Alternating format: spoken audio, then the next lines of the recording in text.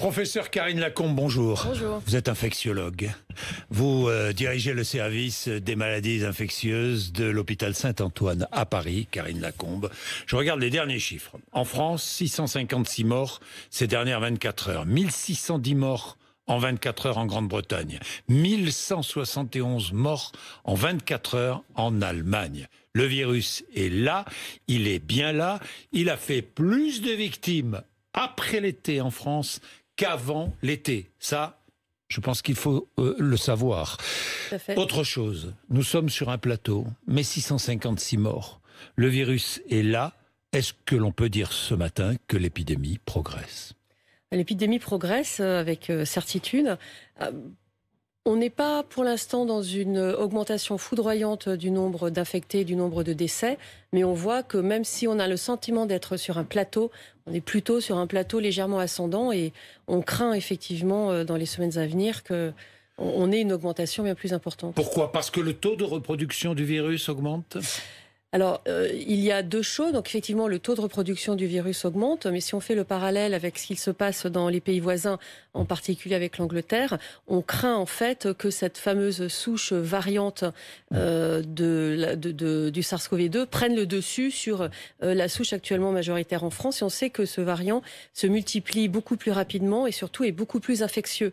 Donc, se transmet plus. Et effectivement, on pense que c'est ce qui va changer la dynamique de l'épidémie dans les semaines à venir. Ce qui veut dire... Nous sommes le 20 janvier. Il faut toujours se souvenir des dates avec ce Covid-19. Nous sommes le 20 janvier. Ça veut dire que les mois de février et mars seront difficiles. Eh bien, les projections, les modélisations nous mettent devant une certaine évidence qui est qu'on craint que ce soit extrêmement dur. Mars, vous attendez, mars, en particulier mars. Ah, vous attendez à ce que le mois de mars soit très dur ? On s'attend à ce que le mois de mars soit très dur. On essaie de faire en sorte de casser cette dynamique, évidemment, avec toutes les mesures qui sont prises pour limiter la diffusion du virus et puis avec l'accélération, on l'espère, de la campagne de vaccination. Oui, on l'espère. On va y revenir, parce que vous l'espérez, vous médecins, tous les Français l'espèrent d'ailleurs. Tout le monde le demande au gouvernement, que l'on accélère, et aux laboratoires pharmaceutiques et à tous ceux qui sont impliqués dans la vaccination. Professeur Karine Lacombe, je m'attarde quand même. Le mois de mars sera difficile. Vous le dites. Ça veut dire quoi ? Ça veut dire qu'il va falloir inéluctablement prendre des mesures plus contraignantes. Ce qui est extrêmement important, c'est de suivre les indicateurs. Ces indicateurs qui nous permettent quelque part de prédire ce qu'il va se passer. Et en fonction de ces indicateurs, il va falloir prendre les mesures qui sont nécessaires pour couper la dynamique. On n'évitera pas un reconfinement. Alors, est-ce qu'on va... Probablement que localement... quand il va y avoir une augmentation de plus en plus importante du nombre de cas et puis surtout des arrivées dans les hôpitaux, de la réanimation, il y a un moment, il va falloir avoir plus de mesures coercitives que le couvre-feu. On va voir, on s'adapte. Toutes les semaines, les indicateurs sont mis au jour et on espère pouvoir prendre les bonnes décisions avant que l'on soit submergé. C'est toute l'importance de suivre. Il faut les prendre maintenant, les bonnes décisions, ou il faut attendre encore ? Eh bien, je pense qu'il faut qu'on fasse l'Allemagne. Oui, mais l'Allemagne, vous l'avez bien dit au début de notre entretien, elle a beaucoup plus de morts et un taux d'occupation des lits de réanimation qui est extrêmement élevé actuellement, alors qu'ils ont beaucoup plus de lits de réanimation que nous en France. Donc, ils ont mis en place des mesures qui sont actuellement très, très coercitives, beaucoup plus coercitives que ce qui a été fait lors de la première vague. Nous, actuellement, on n'est pas encore dans cette dynamique-là, donc il faut rester vigilant et pouvoir agir dès que l'on va voir que les indicateurs se dégradent. Donc aujourd'hui... c'est une balance, en fait, entre les deux. Je comprends. C'est une balance entre prévenir une dégradation importante de l'état sanitaire et de l'autre côté, malgré tout, essayer de maintenir une vie du quotidien qui tend vers une certaine normalité, entre guillemets. Oui, professeur Karine Lacombe, aujourd'hui on va annoncer, c'est officiel, que les remontées mécaniques dans les stations de ski ne seront pas rouvertes. Évidemment, les bars, restaurants, les salles de sport ne seront pas... Les bars ne seront pas rouverts, les restaurants non plus, les salles de sport non plus, les lieux culturels non plus. En Allemagne, c'est exactement la même chose d'ailleurs. Tout à fait. On ne peut pas... Là, on ne peut sûrement pas rouvrir. Non, une chose importante, Oui. on voit bien que si on est actuellement dans une épidémie qui est plutôt en plateau, Oui. c'est parce que justement, d'abord, on a été très attentif et très précautionneux Oui. sur la période de Noël et du jour de l'an, qu'on n'a pas eu cette augmentation massive du nombre de cas dont on avait peur à la mi-janvier. Et ensuite, c'est parce que tous les lieux de convivialité, les bars, les restaurants, malheureusement, les lieux de spectacle où chacun se réunissait en groupe et facteur de transmission, eh bien, tous ces endroits-là sont fermés. Donc, on voit que c'était a posteriori des bonnes décisions, même si elles sont douloureuses. Alors, le variant anglais est plus contagieux. C'est évident, on le sait maintenant. On le sait, absolument. Il est plus contagieux. Donc, en Allemagne, qu'a-t-on fait? Eh bien, on a rendu obligatoire le port du masque FFP2 dans les transports en commun. Est-ce qu'on devrait faire la même chose en France? Alors, c'est très débattu. C'est très débattu dans la communauté scientifique. On a maintenant de plus en plus d'études, heureusement, sur l'efficacité du masque chirurgical, du masque en tissu avec la bonne norme ou du masque FFP2. Non, là, Alors, mais à l'hôpital. On porte un masque FFP2 quand on rentre dans les chambres de patients qui sont très contagieux, donc qui ont beaucoup de virus. Mais au sein de l'hôpital, on porte le masque le masque chirurgical comme celui que j'ai ici, et on n'a pas. Il y a un point qui est important dans les autres services hospitaliers où on porte le masque chirurgical comme celui-ci. On n'a pas plus de transmission entre personnels que dans les services. Voilà. Donc vraiment le masque chirurgical protège bien. Alors est-ce qu'il va falloir aller vers le port du masque FFP2?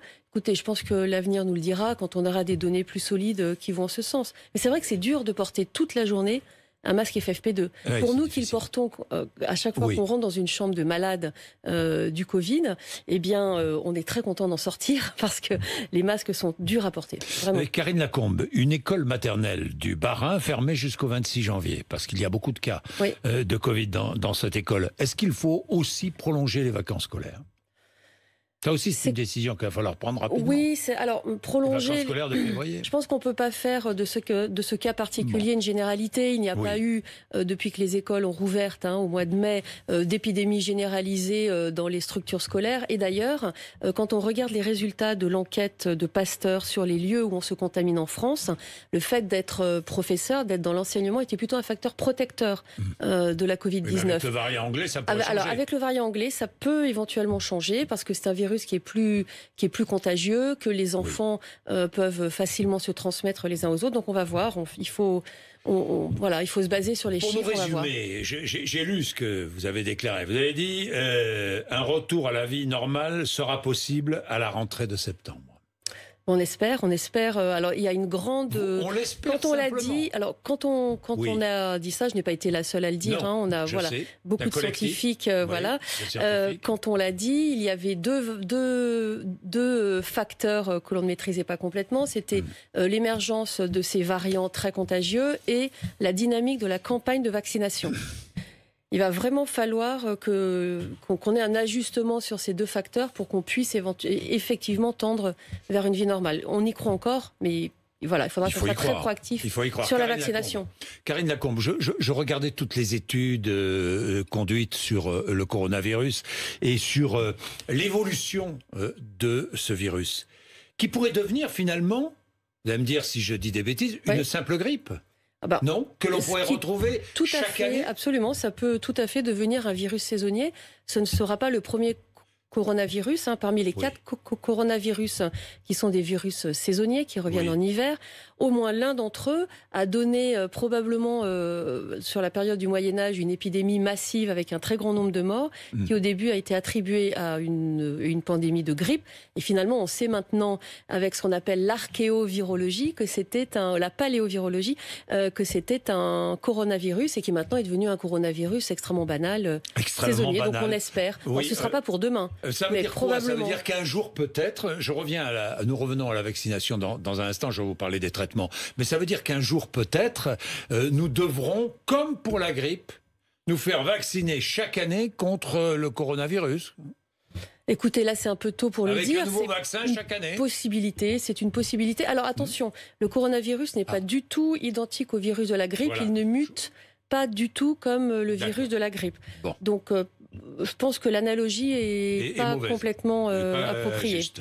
Très bien. Les traitements, Karine Lacombe. Hier matin, ici même, Nicolas Dupont-Aignan affirmait que des traitements étaient efficaces dans de nombreux pays du monde contre la maladie et finalement faisaient disparaître ce Covid-19. Qu'en est-il véritablement? Y a-t-il aujourd'hui des traitements qui permettent de soigner cette maladie? Évidemment non. C'est sûr, probablement que M. Dupont-Aignan pensait à l'ivermectine, pensait à la vitamine D comme moyen de prévention.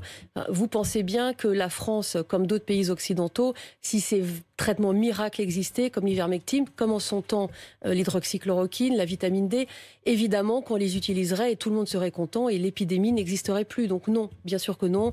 Ni l'hydroxychloroquine, ni l'ivermectine, ni la vitamine D en moyen de prévention ne sont efficaces en tant que telles sur la Covid-19. Oui, il y a eu quand même beaucoup d'études scientifiques autour de la vitamine D. Bien sûr. Il y a eu des études qui pourraient avoir un effet protecteur. Donc c'est faux. Attention, corrélation ne veut pas dire causalité. C'est extrêmement important et l'état actuel des connaissances montre que la vitamine D n'est pas un moyen efficace de prévention de la Covid-19. Bien, l'hydroxychloroquine, vous avez lu ce qu'a déclaré Didier Raoult, qui reconnaît l'inefficacité de l'hydroxychloroquine contre le coronavirus dans sa première étude, mais il ne remet pas en question le traitement qu'il propose. Oui. Bon. Oui. Bon. Vous n'avez rien à dire, quoi. Il dit que, la durée d'hospitalisation et la charge virale, grâce à l'hydroxychloroquine, sont plus courtes. Ça n'a jamais été prouvé. Bon, on ne va pas revenir là-dessus. Voilà, je pense que le débat est clos. Le débat est clos depuis longtemps. Il vous a fait souffrir, je le sais, Karine Lacombe. Enfin, franchement, je pense vraiment que le débat est clos. D'accord, ok. Alors on n'en parle plus. Parlons de la vaccination. Et là, essayons encore une fois de plus de pousser à quoi? De pousser à la vaccination et de pousser effectivement, à quoi? On veut des doses. Les Français veulent des doses. Ils veulent savoir, mais ils veulent des doses. Et vous aussi, vous êtes confrontés à cette pénurie? Évidemment, bien sûr, toutes les structures qui vaccinent en France sont soumises à l'approvisionnement en doses de vaccins ou pas. Et effectivement, il y a actuellement un ralentissement de la mise à disposition de ces doses, en particulier parce que la demande de production au niveau mondial est extrêmement forte. Et donc, le laboratoire qui fabrique le premier vaccin qui a été mis sur le marché augmente sa cadence de fabrication. Et pour faire face à la demande, a été obligé d'agrandir ses lignes de production et le corollaire c'est que toute cette semaine-là les livraisons dans tous les pays du monde, mais peut-être en particulier en France, je ne sais pas, a beaucoup diminué. On devrait reprendre un rythme normal de livraison la semaine dernière, mais en attendant... La semaine prochaine, pardon, mais en attendant, toute cette semaine, on vaccine moins que ce qu'on aurait voulu. Oui, très bien. C'est problématique, c'est très ennuyeux. J'imagine que le monde entier met la pression sur ce laboratoire, Pfizer-BioNTech, sur ce vaccin, pour faire fabriquer ce vaccin et pour la livraison de doses. Le monde entier, l'Europe a déjà mis une forte pression sur Pfizer pour qu'il fabrique vite. Bon, d'accord, mais enfin, pardon, mais l'industrie pharmaceutique dans le monde est puissante. Pourquoi est-ce que d'autres grands, des big pharma, comme on dit, ne fabriquent pas le vaccin BioNTech? C'est d'utilité mondiale publique, ce vaccin BioNTech-Pfizer, dans leurs unités. Pourquoi est-ce qu'il n'y a pas de licence de fabrication? Ça, c'est une bonne question. Ce serait extrêmement important que l'on puisse très rapidement avoir des délégations de licence pour fabriquer dans d'autres structures ce type de vaccin. Alors attention, on est là pour l'instant sur une période assez courte où on n'a que 2 vaccins sur le marché. Oui. Très rapidement va en arriver un 3e et puis un 4e. Et probablement qu'à l'horizon d'avril, on aura beaucoup plus de vaccins et donc une capacité de vaccination bien augmentée. Là, ce qui nous pose problème actuellement, c'est qu'on voudrait accélérer la campagne de vaccination. Il y a 3-4 mois. Vous demandez une accélération de cette campagne? Oui, bien sûr, parce qu'on pense que c'est le seul moyen d'enrayer la diffusion de ce fameux variant anglais dont on parle depuis quelques semaines et sur lequel le vaccin actuel semble être efficace. Oui. Et on ne sait pas ce qui risque d'émerger dans l'avenir. En vaccinant les personnes âgées, En vaccinant les personnes à risque, on les protège plus. Je rappelle un chiffre, je le regarde. Attendez, je l'avais noté, les nouvelles statistiques, plus de 90% des décès du Covid-19 surviennent chez les plus de 65 ans. Oui. 93%, âge moyen de décès dû au Covid, 82 ans en France. Oui. Hein, oui, en France. Oui, oui. Donc, Absolument. Ce sont les personnes qui le plus souvent sont dans des EHPAD ou chez elles, des personnes très âgées ou en difficulté de santé, qui sont les premières victimes. Si ces personnes sont vaccinées, elles ne seront plus les premières victimes. Alors effectivement, c'est l'orientation qui a été prise avec cette ressource vaccinale qui est actuellement une ressource limitée, c'est d'agir plutôt sur la morbidité, c'est-à-dire les formes graves qui arrivent à l'hôpital, et la mortalité. Et c'est pour ça que dans un premier temps, on a protéger les soignants, en particulier ceux qui vont faire des formes graves et qui, s'ils sont malades, ne peuvent plus participer au fonctionnement du système de soins. Et dans un deuxième temps, les personnes qui sont âgées, qui ont des maladies particulières, etc. Parce qu'on a une ressource qui est limitée. Le nombre de vaccins actuellement en France est limité. En revanche, si on arrive à accélérer la campagne de vaccination, eh bien petit à petit, on ira vers une vaccination plus large. Vous êtes comme les maires, comme les présidents de région, vous lancez un appel à l'accélération de la vaccination. Il faut absolument accélérer. Plus vite. Absolument, il faut accélérer. Qu'on se débrouille comme on veut, mais ça c'est la responsabilité de l'État. Pardon de vous dire. Enfin, c'est pas vous. Bien sûr, c'est la responsabilité de l'État. La négociation avec les laboratoires, la négociation avec l'Union européenne est absolument fondamentale et on entre dans une phase qui est critique où il faut accélérer les choses.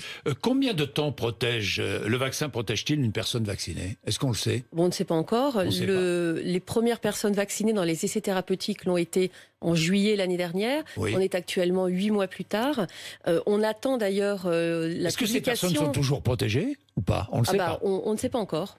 On ne sait pas encore. Alors, on a quand même de fortes présomptions sur l'efficacité à long terme de la vaccination. Ce que l'on sait déjà, c'est que une fois qu'on est vacciné, on a plus d'anticorps, un taux plus élevé que quand on a fait simplement la maladie. Donc les anticorps post-vaccinaux restent en tout cas sont plus élevés. On atteint un seuil plus important que quand on développe des anticorps après la maladie. Et donc on sait aussi, par analogie avec les autres vaccinations, que quand on a un haut taux d'anticorps, eh bien ce taux d'anticorps persiste plus longtemps. Si on a eu le Covid, est-ce qu'on doit quand même se faire vacciner ? Oui, tout à fait, parce que c'est votre cas, anticorps, je crois. Oui, tout à fait. Oui. Les anticorps que l'on a après avoir été malade durent moins longtemps. Oui. Donc il faut effectivement se vacciner. En France, on a pris un délai de 3 mois après un épisode de Covid pour être vacciné. Oui. Bien, on ne sait toujours pas si une personne vaccinée est contagieuse, ça, toujours pas. Alors ça aussi, on a quelques données préliminaires qui laisseraient supposer qu'on a moins de risques d'être porteur asymptomatique, donc contagieux, mais ce sont des données qui sont très préliminaires et qu'on a besoin de conforter. Est-ce que vous êtes favorable ? Le temps de la science, c'est pas, on l'a déjà dit, le temps politique ou le temps médiatique. Le temps de la science, il faut nous laisser le temps d'accumuler les preuves pour justement qu'on mette à la disposition du public de l'information qui soit vérifiée. Vous êtes favorable à un certificat de vaccination ? C'est difficile. Les certificats de vaccination, ça existe déjà. Par exemple, contre la fièvre jaune, on ne peut pas aller dans certains pays endémiques sans avoir un certificat de... Voilà. Écoutez, je pense que c'est une décision politique. Ça ne relève pas tellement du champ sanitaire. Oui, des champs sanitaires. Bien. Merci beaucoup, Merci à vous. Professeur Karine Lacombe, d'être venue nous voir ce matin. Vous êtes sur RMC BFM TV pour savoir le matin. Il est 8h53.